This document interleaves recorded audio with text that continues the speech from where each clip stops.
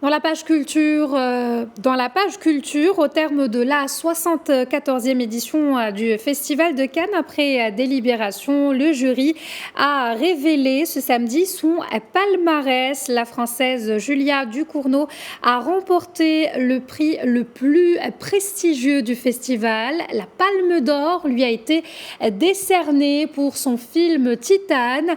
Il s'agit de la deuxième femme de l'histoire du festival à recevoir la Palme d'Or. 4 réalisateurs étaient en compétition cette année pour 24 films au total. Et pour découvrir le reste des prix décernés, nous sommes en direct depuis Cannes avec Melinda Mrini. Bonsoir Melinda. Bonsoir Zineb. Alors, quels sont les vainqueurs de cette 74e édition ?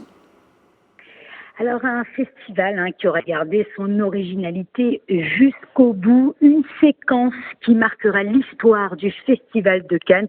Spike Lee, le président du jury, a annoncé le gagnant de la Palme d'Or plus tôt que prévu, alors que l'on sait que dans ce genre de festival, le suspense est primordial. Dès son arrivée à la salle de conférence de presse, Spike Lee s'est excusé pour cette petite bourde, mais au vu de l'originalité du personnage, on peut aisément dire que cela passera avec de l'humour.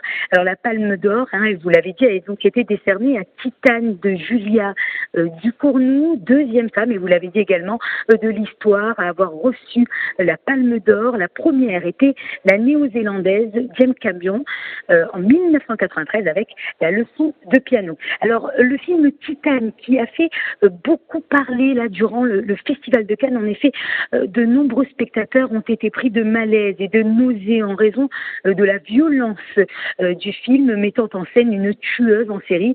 Lorsqu'elle a reçu la palme, Julia Ducournau était émue aux larmes. Elle a alors remercié le jury d'avoir fait repousser les murs de la normativité, je la cite, qui nous enferme et nous sépare.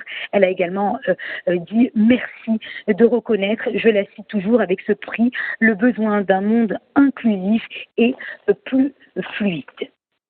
Malgré de bonnes critiques à l'international, Melinda Nabil Ayouch n'a pas remporté le prix pour son film Haut et Fort.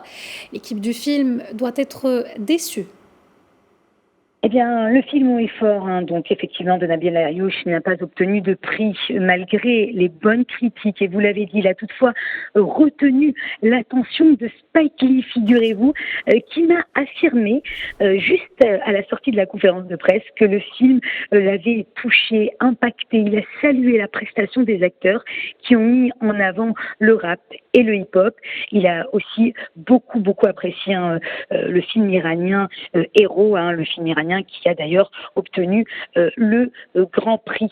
Alors, le Maroc n'obtient certes pas de prix pour cette 74e édition du festival, mais peut être fier d'avoir été représenté en sélection officielle et d'avoir fait briller les étoiles de Sidi Moumen et plus globalement le cinéma marocain ici à Cannes.